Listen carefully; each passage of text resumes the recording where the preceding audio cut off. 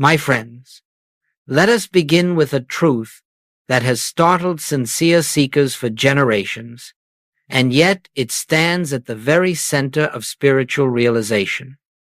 The very moment you take ownership of a problem, the moment you believe you are responsible for solving it, you step out of the presence that alone dissolves it. This is the great misunderstanding of the human race. It is why men and women struggle, toil, pray frantically, and cry out for deliverance, and yet continue to face the same burdens year after year.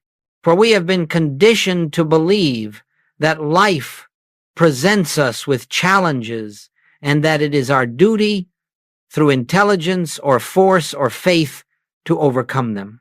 But this is not the truth. This is merely the human sense of existence, the hypnotic picture that claims we are separate creatures, standing apart from our source, trying with our limited capacities to improve conditions, change circumstances, and repair the broken fragments of our experience. And so the human mind goes forth as a little warrior, fighting shadows and calling the battle real. If you have come here today burdened by a problem, whether of health, supply, relationships, fear, or inner confusion, I want you to listen very gently, very quietly, for what we are about to explore is not a method, nor a technique, nor a system of improving the human picture. No, it is the revelation of a principle. You are not the one who solves your problems, and as long as you believe you are, you will stand in the very doorway through which the presence must enter. The infinite way does not begin with fixing appearances. It begins with recognition, the recognition that the presence within you is the only activity of God, the only intelligence, the only power, and that this presence requires no assistance from the human mind. You see, the human mind looks outward, seeking causes, identifying forms, judging conditions, but the spirit within knows no such thing.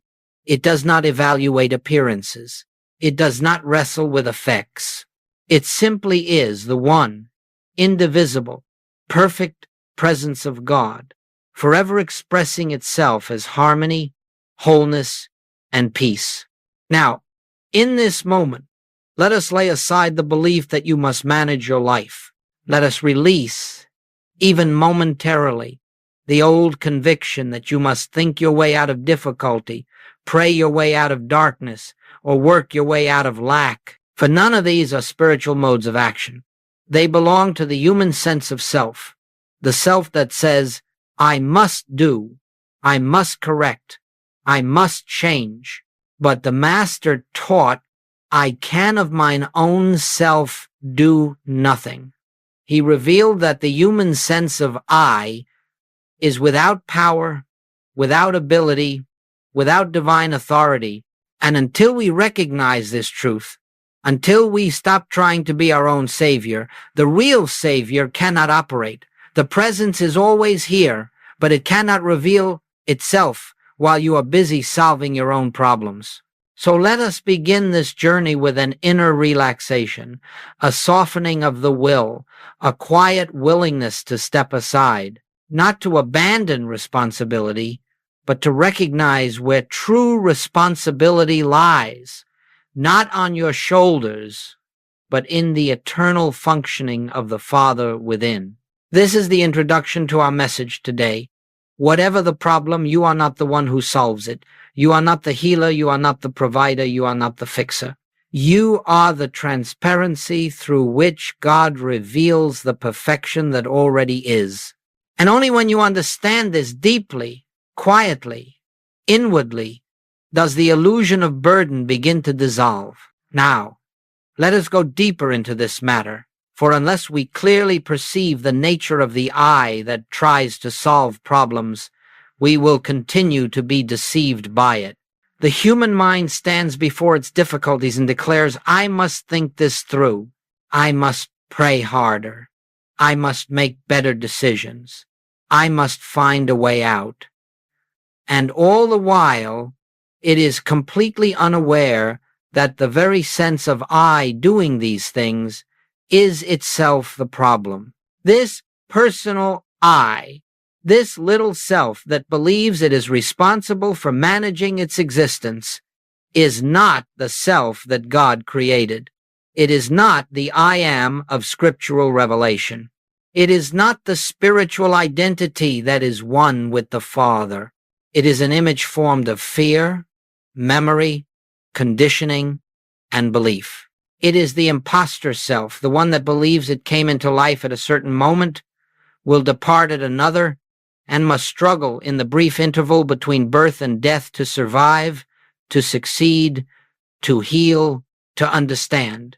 It is this self that cries, I have a problem. And immediately consciousness is narrowed into a tiny circle of concern, my health, my finances, my relationships, my future. But my friends, this self does not exist in God. It exists only in the hypnotic sense of separation that envelops the human race. This self is the dreamer in the dream, imagining itself surrounded by dangers and challenges that must be overcome. Joel always reminded us to personalize a problem is to keep it alive. The moment you say, I am sick, I am afraid, I lack, I cannot, you have accepted a false sense of identity. You have claimed as I something that has nothing to do with your true being. And this false identity immediately assumes it must protect itself, defend itself, and heal itself. But the spiritual I, the real I, has no such burdens. The spiritual I is pure consciousness, pure being, pure presence. It never entered the problem, and therefore it needs no escape from it. It never fell into lack, so it needs no supply. It never became fearful, so it needs no courage. It never suffered, so it requires no healing. The entire drama of struggle belongs to the personal sense of I, and this is precisely why no lasting peace can ever be found through human effort. As long as you believe yourself to be the little self who must overcome conditions, you will live within a cycle of temporary improvements followed by new challenges. The infinite way invites you to look at this personal problem solver and recognize its unreality.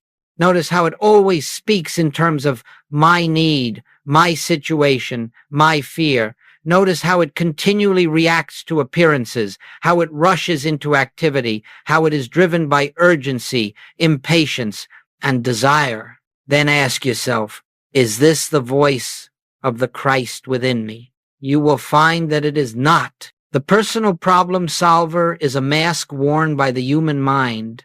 It is a voice built from centuries of conditioning, and until you learn to set it aside even briefly, you cannot hear the still small voice that reveals the harmony already established. The Master said, take no thought. That is not a poetic sentiment. It is an instruction to lay down the personal mind, to relinquish the false identity that believes itself responsible. For the moment you stop taking thought, the presence begins to speak. The moment you cease struggling, the divine activity moves freely. But as long as the personal I stands at the center, trying to direct the universe, the flow of grace is obstructed. So understand this clearly. It is not your problem you must release. It is the sense of a personal self that has a problem. When this false I dissolves in your awareness, even for a moment, the entire landscape of your experience changes. The burden drops away because the burden was never yours. The solution appears because the presence, not the person, is now governing. This is the beginning of freedom. The recognition that the personal problem solver is not your true identity. And once this is seen, you are prepared for the great revelation that follows. Let us now turn to one of the most misunderstood yet foundational statements ever spoken by a spiritual master. I can of my own self do nothing. Many have read these words, repeated them, even admired them, but few have entered into their living reality. For this declaration is not humility, nor is it a pious expression meant to inspire reverence. It is a spiritual law. It describes the nature of reality itself. When the Master said, "I can of my own self do nothing," he was drawing a clear line between the personal sense of self, the human I, and the true self, the Christ, the infinite presence functioning as individual being. He was revealing that the human identity, the one born of flesh and educated through experience, possesses no spiritual power whatsoever. It does not heal, it does not save, it does not guide, it does not supply, it can only react to appearances. This is why the Master never attributed miracles to personal ability. He never said, "Look what I have done," but always pointed to the invisible source. "The Father within me, he doeth the works." Now listen carefully. This same Father, this same presence, this same spiritual activity is within you, right where you stand. There is not one presence in the teacher and another in the student. There are not two powers, one divine and one human. There is only the one expressing itself through the degree of awareness that you bring to it. When you attempt to solve your problems through personal effort, you are living as though this great truth were not present. You are, in effect, saying, "The Father within me is insufficient. Therefore, I must think, plan, manipulate, and struggle on my own." That attitude is the denial of the very principle by which spiritual healing and harmony unfold. But the moment you accept deeply, sincerely, that I can of my own self do nothing, you do not become weak. You become transparent. You become receptive. You become a clear instrument through which the infinite activity of God flows unimpeded. The human mind steps aside, and the Christ takes its rightful place. You see, this law does not strip you of power. It frees you from the false belief that human power is necessary. The strain of living drops away, the compulsion to manage life dissolves, and in its place, something wondrous begins to happen.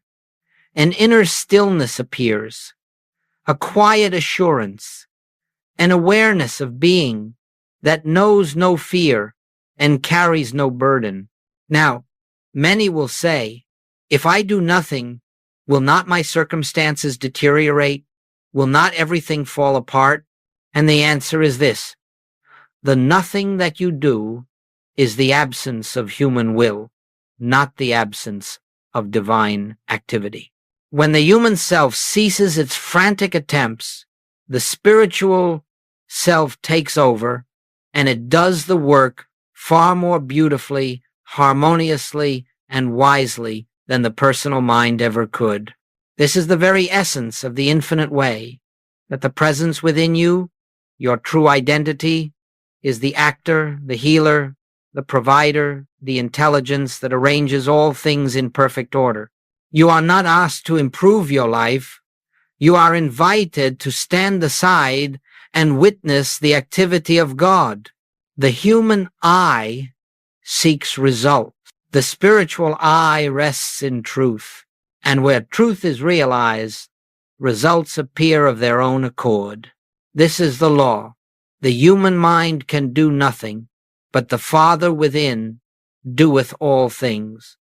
And the moment you acknowledge this, a shift begins, quiet at first, almost imperceptible, yet profound. You feel the burden lifting, not because the problem has changed, but because the false sense of I has been dethroned. The true I, the I of spirit, takes its place. And from that moment on, the resolution is already unfolding. Now we are ready to explore how this spiritual law leads us to the next great truth, that all problems share the same root, and therefore all answers arise from the same source. As we proceed, I want you to open your consciousness to a truth that may seem, at first hearing, almost impossible to accept. Yet once it is grasped, it becomes the key that unlocks the entire mystery of spiritual harmony. It is this: you do not have many problems. You have only one.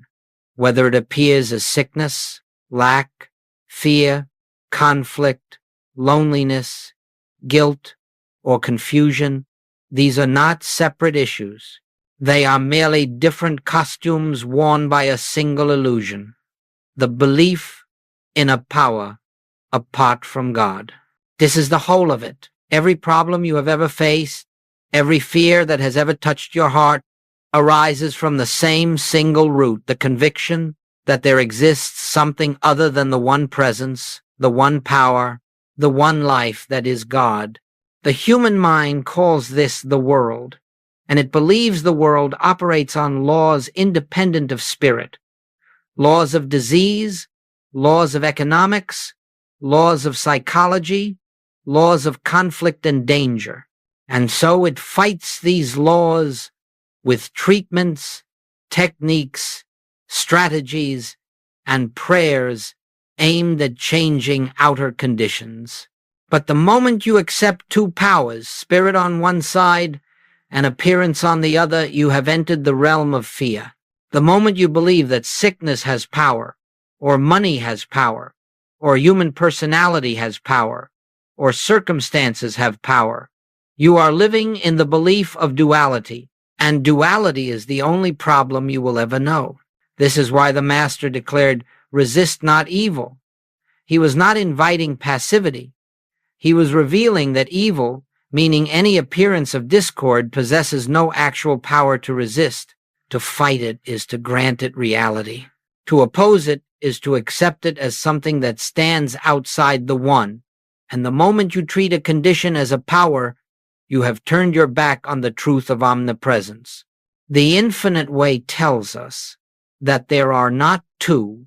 There is not God and disease, God and lack, God and conflict. There is only God. And all that appears as discord is but the shadow cast by a momentary lapse in recognition, nothing more. It seems real. It feels real. It frightens and pressures you. Yes, but its only substance is the belief that you stand separate from the source of all harmony. Now imagine, if you can, the freedom that dawns when this is fully realized.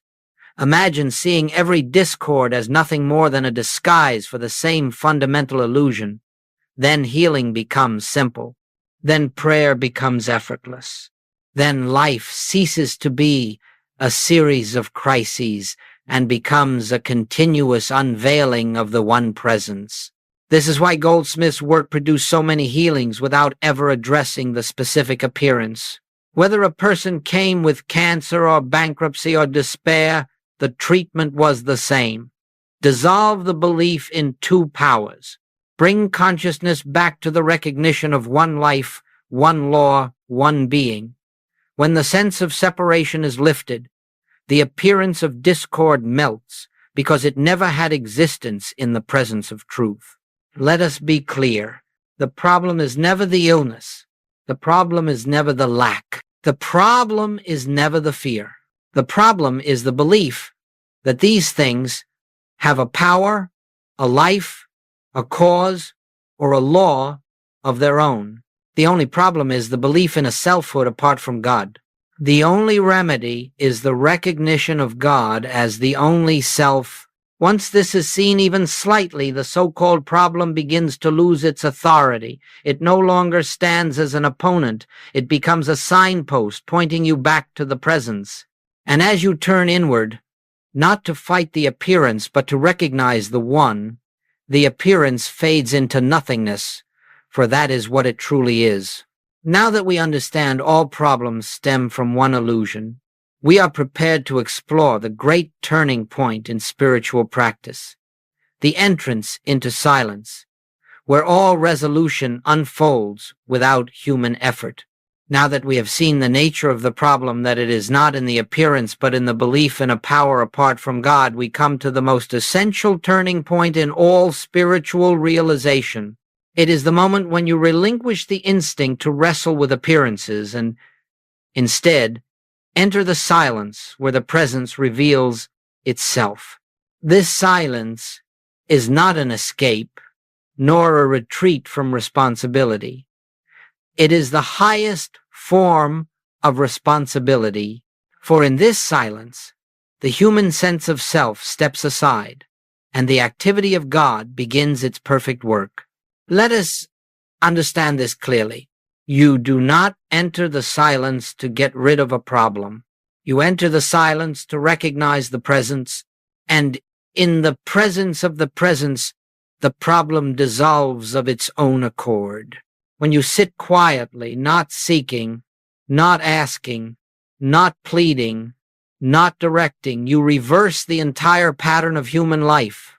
You move from the realm of effects into the realm of cause. You cease trying to manipulate shadows and turn inward to the light that casts the shadows. This is the moment when you stop trying to make truth act and allow truth to reveal itself.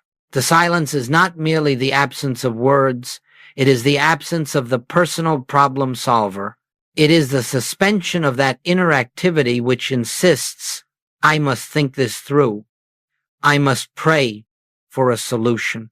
I must somehow compel God to act. All such thought is based in the belief of two powers and keeps the mind bound to the very condition it wishes to escape. In the silence, you let go of the belief that you are the doer. You relinquish the inner tension. You soften the will. You yield, even if only for a moment, to the awareness that the Father within me doeth the works.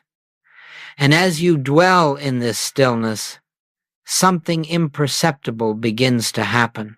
You may not feel it, you may not hear it, you may not receive any message at all, but the activity of spirit is set in motion. This activity is not the movement of thought, it is the movement of being. It is not the mind working, it is grace functioning. It is not your attempt to change the picture, it is the revelation of what has always been true. Joel often said, do not take your problem into meditation. Take only your recognition of God. For the moment you meditate with the intention of solving a problem, you have placed the problem at the center of consciousness, not God. And consciousness will reflect what it holds. But when you enter the silence with no agenda, with no request, with no desire, except to rest in the presence, you have placed God at the center. And where God is recognized, harmony must appear. This inner turning, this movement from analysis to stillness, from personal effort to spiritual receptivity, is the point where healing begins, not because you have done anything, but because you have stopped doing, not because you have persuaded God, but because you have ceased resisting truth with mental activity. The silence is the womb of harmony. The silence is the temple of realization. The silence is the doorway through which the infinite enters your experience. Every great spiritual demonstration arises from this sacred stillness, and the more you practice entering it not to achieve, but simply to be, the more you will find that life itself becomes quieter, clearer, and more ordered. Problems lose their urgency, fear loses its grip, decisions become effortless, and solutions, which once seemed impossible, unfold naturally as the flower opens to the sun. Now that we have entered the silence, let us move into the next principle, one that dismantles the very foundation of fear, the recognition that no appearance, no condition, no form has power of its own. This is the liberating truth behind all healing. Now we come to a principle so radical, so complete in its implications, that the entire structure of spiritual healing rests upon it. It is this: No effect has power whether for good or for evil. Every appearance, every condition, every circumstance is an effect, and effects are never causes.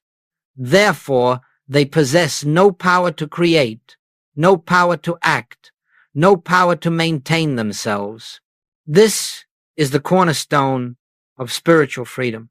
You may look at your body and see sickness, and you may tremble before it as though it had authority over your life. But sickness is an effect, not a cause. It has no intelligence, no law, no substance with which to enforce itself. It is a picture formed of belief, nothing more. You may see lack in your finances and assume that it has power to restrict your life, to imprison you in limitation. Yet lack is an effect, not a cause. It cannot maintain itself. It has no spiritual law behind it. Its only life is the life you give it through fear and belief. You may encounter conflict or injustice in relationships or institutions and feel that they wield a force greater than you, but conflict is an effect. It has no true existence in the presence of one power, one life, one principle. And when you stop attributing authority to it, it dissolves like a shadow in light. Joel often used a simple illustration. Hold your hand before a lamp, and you will see a shadow on the wall. Now try to do something to the shadow. Try to heal it, improve it, strengthen it, or weaken it. You cannot, because the shadow has no power of its own. It is only the projection of a form. The moment you move the hand, the shadow changes, and if you remove the hand entirely, the shadow disappears. So it is with the conditions of this world. They are shadows of belief, projections of a universal hypnotism that causes the human mind to see discord where only God is. And because they are shadows, they cannot be healed by addressing the shadows themselves. They can be healed only by removing the belief that gives them apparent life. Now consider the freedom that dawns the moment you grasp this principle inwardly. If the effect has no power, then sickness is not a power acting against you. Lack is not a power withholding good from you. Fear is not a power diminishing your capacity. Even death itself, as appearance, holds no power over life eternal. This recognition does not ignore the appearance. It sees through it. It refuses to be deceived by what the eyes report. It lifts your awareness from effects to cause, from the picture to the reality behind the picture. And in that shift, the entire nature of the experience changes. The human mind looks outward and says, I must fix this condition. I must alter this effect. But the spiritual consciousness says, there is no power in any effect. All power is in God. And the moment that truth is realized, even faintly, the appearance begins to weaken because it no longer has belief to sustain it. This is why Goldsmith never offered formulas for healing specific diseases or financial troubles. There are no specific errors to treat. There is only one error: believing the effect has power. When the effect loses the power you gave it, the illusion collapses. This is the secret behind every spiritual healing across the centuries, not the manipulation of appearances, but the recognition of their unreality in the presence of one power. So now we stand at the edge of a great transition. We have seen that problems arise through the belief in two powers, and that appearances, being effects, have no intrinsic authority. The next step is to shift from trying to fix appearances to recognizing the presence that dissolves the entire illusion of separation. This is the essence of spiritual living, a turning away from the world of appearance and a turning to the presence that is always here, always whole, always perfect. Now we come to the pivotal movement in spiritual life, the very moment when the seeker ceases to be a seeker and becomes an instrument of revelation. It is the shift from seeking solutions to recognizing the presence. Until this shift occurs, all prayer, all study, all meditation is still entangled in the belief that something is missing, something must be achieved, something must be attained. But the instant you turn from seeking to recognizing, you step into the atmosphere of truth where harmony is already established. Seeking always implies separation. The one who seeks is convinced that God is elsewhere, that fulfillment is elsewhere, that peace, supply, safety, and wisdom exist somewhere beyond one's present awareness. And so the mind stretches outward toward people, toward conditions, toward teachings, toward methods attempting to grasp what it believes it lacks. But the very act of seeking denies the presence. It proclaims, without words, God is not here, good is not here, I am not whole. Recognition, however, is the opposite. Recognition beholds the presence as already here, already functioning, already complete. Recognition does not ask, it acknowledges. Recognition does not reach outward, it turns inward. Recognition does not strive, it rests. And in this resting, the truth begins to reveal itself as the very substance of your being. This is why the Master taught, seek first the kingdom not as a far-off realm to be found through effort, but as the inner awareness of the presence that is always at hand. The kingdom is not a place, it is a state of consciousness. And you enter it not by striving, but by recognizing that you and the kingdom are one. When you shift from seeking solutions to recognizing the presence, a remarkable thing happens. The urgency of the problem dissolves, not because the problem has been solved outwardly, but because your consciousness is no longer identified with the problem. The sense of pressure lifts, fear softens, the mind grows quiet, and in this quietness, the presence announces itself not as a voice, not as a sign, but as a deep inner assurance that all is well. This assurance is not optimism. It is not positive thinking. It is not mental suggestion. It is the actual awareness of God as the only life and law governing your being. And where God is recognized, there can be no opposing force. The moment you recognize the presence, the belief in two powers is dissolved, and the so-called problem loses its foundation.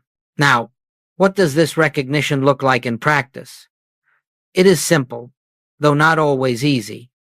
When a challenge arises, instead of rushing to fix it, you pause, you breathe, you turn inward and say silently, without strain, Father, you are here, or simply, thy presence is the answer. You acknowledge that the solution does not lie in your thought, nor in the outer condition, but in the invisible activity of spirit. As you hold this recognition, even briefly, a shift occurs within. You find yourself no longer fighting appearances. You feel a loosening of the grip that fear once held. And from this inner release, the outer situation begins to unfold in new and unexpected ways. It may take form as healing. It may appear as supply.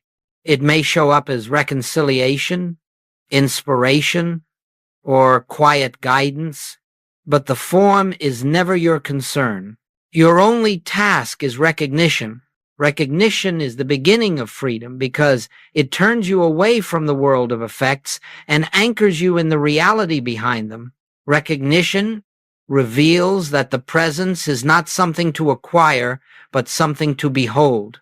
And the more you practice recognition, the more you begin to see that the presence is not merely with you, it is expressing as your very being. Now, with this understanding, we are prepared to take the next step, to enter into the consciousness that has no problems at all. For once you recognize the presence, you begin to live not as a human seeking God, but as the transparency through which God is revealed. Now, My friends, we come to the unfolding of a state of awareness that transcends the entire problem-solving mentality of the human race. It is the consciousness that has no problems because it recognizes no separation from the One Presence. This is not an exalted state reserved for saints or mystics. It is the natural condition of your true being. It is the consciousness of Christ present in you as you, waiting only for recognition. When you begin to live from this consciousness, something subtle yet extraordinary occurs. You no longer meet the world as a human being trying to master circumstances. Instead, you meet the world as the individualized expression of God, through whom harmony reveals itself effortlessly. You find yourself walking through life with a quiet assurance, a calm that is not based on evidence, and a peace that cannot be shaken by appearances. Why? Because you are beginning to see that nothing external has authority over the one that dwells within. Living from this consciousness does not mean you never face challenges. It means you no longer identify with them. They appear as clouds appear before the sun, but the sun is not disturbed by clouds. The sun does not chase them away, nor does it fear their darkness. It simply shines, knowing that clouds have no power to interfere with its nature. In the same way, the consciousness that knows its oneness with God does not panic before appearances. It does not ask, "How will I fix this?" It simply rests in the awareness. I and the Father are one. The presence lives my life. And in that recognition, harmony begins to unfold. Now, how does this look in daily experience? A financial need arises, and instead of racing into anxiety, you turn inward and remember, the source of my supply is the infinite, not the visible. You drop the fear, and ideas appear guidance, opportunities, unexpected channels, not because you force them, but because the presence expresses itself as abundance. A physical symptom arises, and instead of identifying with the body and calling it my illness, you quietly recognize the life that animates this form is perfect, whole, and untouched. In that recognition, fear loosens, the body relaxes, and harmony begins to manifest at its own pace. A relationship becomes strained, and instead of trying to manage personalities or defend positions, you recognize there is only one self here, one life functioning through all. And suddenly, tenderness appears where there was tension. Understanding emerges without effort. The Christ in you beholds the Christ in the other, and healing takes place. You see, when you live from the consciousness that has no problems, you live from the invisible cause, not the visible effects. You walk through the world as an instrument, not an actor. You find yourself responding to life with wisdom you did not think, with compassion you did not plan, with strength you did not muster. This is the activity of the presence. Joel often said, "You are not living your life. God is living it through you." And when this becomes more than a statement, when it becomes your living awareness, you find that even so-called difficulties become occasions for grace to reveal its nature. Life becomes gentler, clearer, more spacious. The fire of fear burns out. The anxious mind grows still. And in that stillness, you finally recognize what you have always been, not a human being seeking God, but the very place where God shines through. This consciousness is not attained by effort. It is revealed through surrender, through the consistent, gentle recognition that the presence is the only power, the only self, the only life. And as this recognition deepens, you will notice that many conditions that once troubled you simply do not arise anymore. Others arise only faintly, without the old weight of fear. And those that still appear do not disturb the peace at your center, because you no longer confront them as a struggling self, but as the transparency of the infinite. From this place, life becomes a continuous unfolding of harmony, not because you have mastered the world, but because you have stepped out of the belief that the world ever stood apart from God. Now, having understood what it means to live from this consciousness, we arrive at the closing movement of our teaching, the invitation to rest in the presence that accomplishes all things. Let us now explore the gentle transition into that sacred surrender where the final illusion of burden falls away.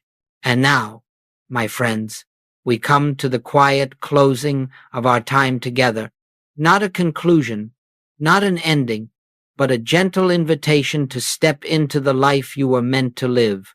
For everything we have explored points to one simple truth. You are not the solver of problems. You are the place where God reveals himself. And because God is infinite, because God is omnipresent, because God is the very substance of your being, there is nothing to fear, nothing to resist, nothing to overcome. All that is required is rest. Not the rest of sleep, not the rest of exhaustion, but the rest of surrender, the rest that comes when you finally allow the presence to carry the responsibility for your life. When you release the personal sense of I, even momentarily, and let the divine activity unfold without interference, you discover that harmony was always here, waiting for your recognition. Now imagine living from that recognition, even a little each day.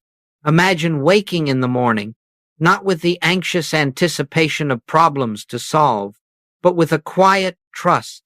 The presence goes before me. Imagine meeting the challenges of life, not with strain, but with the assurance, I of my own self do nothing. The Father within me doeth the works.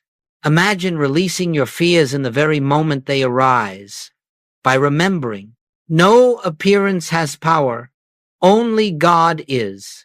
This is not an ideal, it is a practice, a daily turning inward, a daily returning to the silence, a daily recognition of the one presence living as your very life.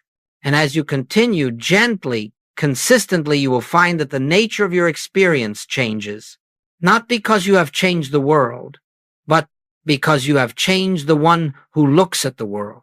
You will find your heart softening, your judgments dissolving, your fears fading.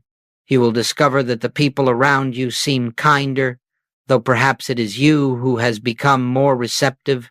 You will find solutions appearing where there were none, relationships healing without effort, supply flowing without anxiety, and you will marvel, not at yourself, but at the presence that performs these works through you. The truth is simple. Everything you have ever sought already lives within you as the presence of God. And your entire spiritual journey is nothing but the gradual removal of the veil that hides this truth. So as we close, let this be your contemplation. You are not separate. You are not struggling. You are not alone. You are the transparency through which God is expressing himself. You are the child of the infinite, upheld by the same life that governs the universe.